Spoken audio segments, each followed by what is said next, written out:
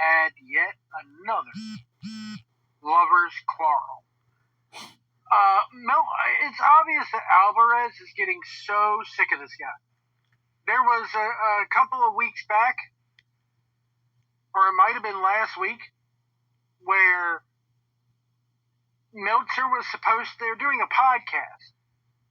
Now, typically, if you're doing a big-time podcast where you have thousands upon thousands of listeners and people like me who find ways to listen to it, you want to be ready. You want to have a little bit of show prep. When you're doing a show with somebody else, you kind of want to talk over it beforehand, have a little production meeting, even if it's to say, hey, we're just going to shoot from our hip, blah, blah, blah, blah, blah. But these guys do this every week. And Meltzer, this is his job, so you'd think he'd be a little bit more prepared. Nope. Bryan Alvarez goes to ask him about the ratings, and he goes, I don't have them with me. And the look on Bryan's face is just like, this guy, you're the one in charge of this shit, and you don't even have the ratings. And then Dave's like, I just got to go over to a table and get them. And Bryan's like, oh, never mind, I can just pull them up on my fucking computer. I don't have time for your old ass to hobble over to a table. But that's not the lovers' quarrel we're talking about here. This one came after Survivor Series just this past Saturday, and this one's kind of a long one. But listen to these two argue about the Bloodline versus Bloodline feud and where it can go from beyond Survivor Series. And so everybody hits their finish on him. Super kick, kick in the corner, GTS. Roman spears him, pins him. Place goes nuts. Very much felt like a blow-off to all of this, even though it's clearly not. It's not. They're not. This is going to blow off for like 5 more years. I know. They got a ways to go. Yeah. But I think they've at least blown off Roman and Solo. I think we can now move on to Jacob Fatu. Well, no, because the big match is still for the Ulafala. That's definitely not a blow-off. Well, he needs. Here's the thing. Who cares? How could you? The whole thing's been built around that. Yeah, but the whole thing is built around the Ulafala. Why did they have it? Dave, you're right, but here's the problem. They're going to do it. Who could possibly care about Roman and Solo again? Roman has beaten this guy numerous times. Solo just beat him last month. Speared him to death in this match. He killed him. Solo just beat him last month. He just got beat here. Yeah, so they're even. His whole team got beat. The team got beat. Yeah, well, they had to because he lost last month. Listen, they can do it if they want, but nobody's going to care about another Roman Reigns solo match. They're just not. They're going to set another record gate. I'm sure. Well, they will because they will, but not because of the match.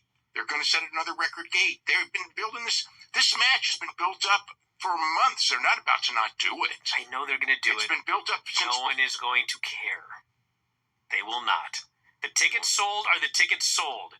The tickets are going to sell whether they put this match on the show or not. What's going to be the Royal Rumble? We already know that thing's going to sell out. I doubt it'll be at the Royal Rumble, but it could be because they're going to have to. They're going to have to do. But the thing is like this is being built up as a giant match. It's going to happen. And why didn't they pin somebody else here? Because Solo pinned Roman last time, and it was Roman's time to get it back. He doesn't need to get it back if they're putting the Ulafala on the line and he's going to win it. No, right? It would make sense that he beat him, so now he's going for the Ulafala. That actually makes perfect sense. I beat you, but, the big thing, he didn't get the big thing. The big thing is who ends up as the tribal chief. That's the story. The story is not winning the war games or getting pinned in Saudi Arabia. The winning thing is, the tribal chief name. That's why he's the OTC. They didn't give him that name if they're not going to go with it. They didn't give Sola the Ulafala if that's not going to be part of the story. Hey, listen, if they do it and it works, fine. It's going to work. It's going to work. It's going to work. Everything they're doing is working, and will it work as well as Bad Blood? I don't know. That we'll find out. Will it work as well as Crown Jewel? It'll work better than Crown Jewel. So that's Crown Jewel doesn't count. Nobody cares about Crown Jewel. It's $50 million show. People don't like Crown Jewel because it's in Saudi Arabia. This happens every time. Crown Jewel did fine. Crown Jewel did fine. Crown Jewel did better than most of the B shows this year. Bad Blood was the killer B show. Chamber was the other one, and it beat all the other ones. So this one will beat that one. I don't know about Bad Blood because Bad Blood. I don't know about Bad Blood. That was that Hell in a Cell. That's a tough one. That's going to be a tough one because that one almost beat Royal Rumble and SummerSlam, and I don't know how they did that. I mean, I do know how because they had Cody and Roman teaming, and they had the Punk Drew feud was a great feud, and that was a blow off in Hell in a Cell. So, but the Roman thing of Solo, I mean, that's been like I think the Jacob match is a bigger match. Well, of course it is. But the Solo match is the storyline bigger match. I don't care what the storyline is. I'm talking about what's the bigger match. The bigger match is not going to be Roman beating the Solo Geek for the 18th time. It'll do business. One win. It'll do business. What you got to talk about what this doing business means.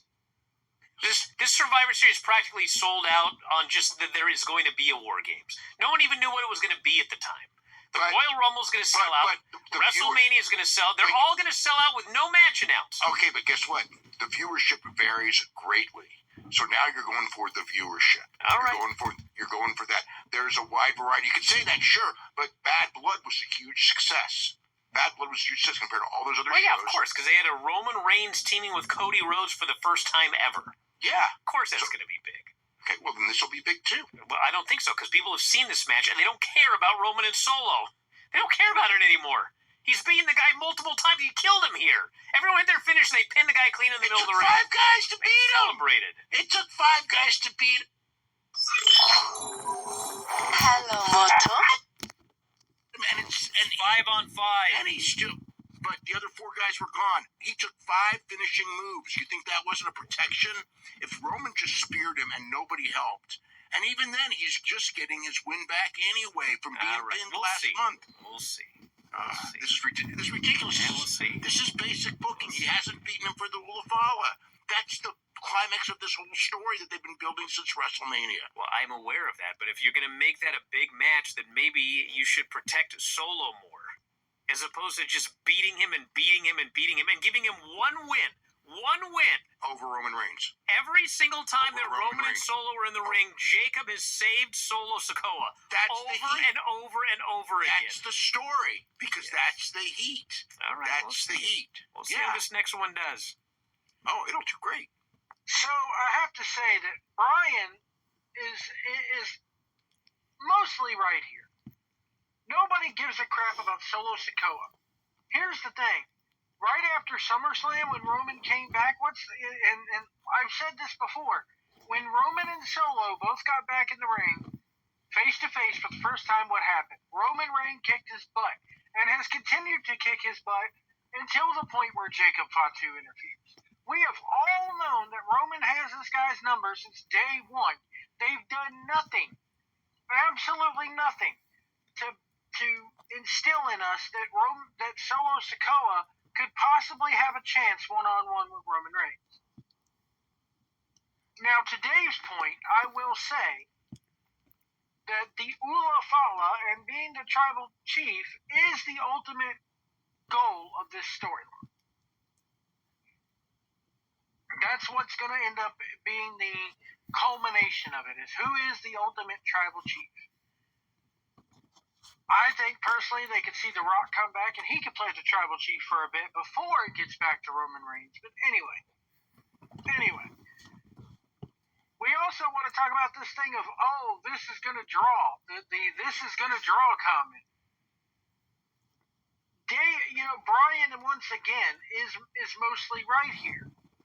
It's getting to the point where all you have to do is say, WWE pay-per-view this time in this place, and it's going to sell out now. They are white hot right now. And as much as I hated when it happened, I have to think that them going overseas this past summer is what did it. Because we had WrestleMania, and then we did not get another WWE pay-per-view in the United States until SummerSlam. What they'll start doing. We did not get another quote-unquote B show that wasn't one of the big 4 until Bad Blood in Atlanta, and I was at Bad Blood in Atlanta. Ticket prices were sky high. For me and my son to go, after all was said and done, parking and everything, I paid at around $500 for our tickets and parking to sit behind the stage. That's crazy. Anyway, this thought about viewership. Oh, we get the viewership. This did well, and that did well, and Crown Jewel did well. Again, Alvarez is right. Nobody gives a crap about the Crown Jewel and the whatever else, Banana Fana, Faux Fana, during the Riyadh, Hannah, whatever. They could call that goddamn pay-per-view Camel Hump, and nobody would care about it, because it's in Saudi Arabia. And nobody in this country gives a two damn craps about what goes on in Saudi Arabia. Then you have the vocal minority who is spouting off constantly about, oh, they're taking blood money, oh, they're taking blood money. You would take it too if they offered it to you, so shut the fuck up. Okay?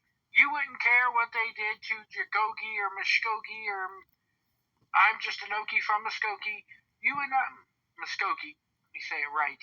You wouldn't give two damn craps about that if the Crown Prince offered you $5 million a show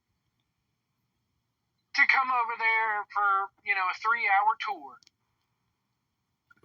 Even though I said they're introducing stuff that you'll never see again, like those big old belts that are sitting over there in Riyadh right now at the WWE Experience.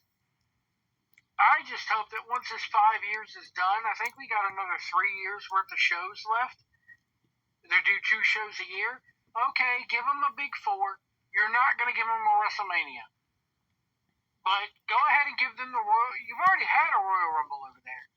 Give them Money in the Bank. Give them Survivor Series War Games over there. Give them SummerSlam over there. But I'm hoping to God that after this mess is done and they got their money, they're out. We're severing ties. We're not going to sign another contract I doubt with it. you. If anything, they just re-up. They've had You nothing literally but just said it problems was with the smart. government over there from you not paying us, so we cut your feed off, so you put the damn plane on the ground and keep the plane on the ground and keep people worried. That would have been the straw that broke the, excuse me for saying this, the proverbial camel's back. Oh God, here come the racist coming. I don't give a shit. That's what everybody else in America thinks. Get over yourselves. So Alvarez is right. Nobody gives a crap about the Saudi shows. I don't give a crap about the Saudi shows. So, aside from the Saudi shows, this crap about viewership. Dave Meltzer is one of the few reporters in this place that still track how many pay-per-view buys they do. They're going to get views. Who's ever, aside from maybe WrestleMania, the Royal Rumble, the Big Four, aside from the Big Four, they're not going to get that many views. And them going to Netflix isn't going to help things much either. Especially if they go to Netflix full time, because there could be people out there who subscribe to Comcast like I do, and I get Peacock for free. It's included in my bundle. I don't have to pay for Peacock. I have to pay for Netflix. Anyway, but this whole crap of Alvarez, you're getting sick of this old man. You know that you're just waiting for this man to die so that he leaves it all to you in his will and you can take over and do 7 shows a week talking about your UFO conspiracy theories. That's all Alvarez is waiting for, is old man Meltzer to die.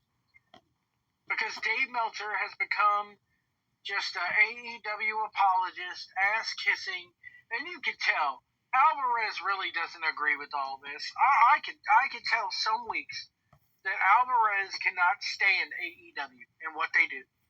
It's evident by the sound of his voice. But he's forced to go along with it because they're buddies with Tony Khan, and again, they'll lose their access. What access they have left. Now, I will say that when it came to the Full Gear pay-per-view, Meltzer lit them up pretty big, as did Alvarez. But he still will not say what is really the problem, and that's Tony Khan and Tony Khan's booking. He will not say those exact words. It's Tony Khan's booking. 4 words. That's all you have to say, Dave. It's Tony Khan's booking. That's the problem. Now, like I said, for the majority of this, I agree with Bryan Alvarez there. Nobody cares about Solo. I mean, Solo, I'll be honest, he stepped up. He's done a decent enough job. But at the end of the day, nobody buys the fact that he can beat Roman Reigns one-on-one. Nobody cares. You can pin him in tag matches. You can pin him in Survivor Series 5-on-5, whatever the case may be. But one-on-one, when it comes down to it, Roman Reigns versus Solo Sikoa. Nobody believes that this guy could, that Solo could beat him. And nobody gives, honestly, I dare say that nobody really gives a crap about this Ula Fala that they, have introduced. Even though they made it the key, they made this prop a key to the entire storyline. And the fact that they did not make this thing, hey, if I beat you here in War Games, that's it, you stand down. Tells me it's going to continue. I did an entire video of this yesterday, and I'll try to put it up in the end screen, about how CM Punk's favor ties directly into all of this. It ties in with the Bloodline. It ties in with Cody Rhodes. It ties in with Randy Orton. All of it. Because CM Punk wants revenge against all 3 of those guys for what they did to him. But I'm going to leave you to click on that video to find out what it is. Let me know what you think about this Figure 4 Wrestling Observer Lovers Quarrel down in the comments below. Hit that like button, hit that subscribe button, and we'll see you down the road.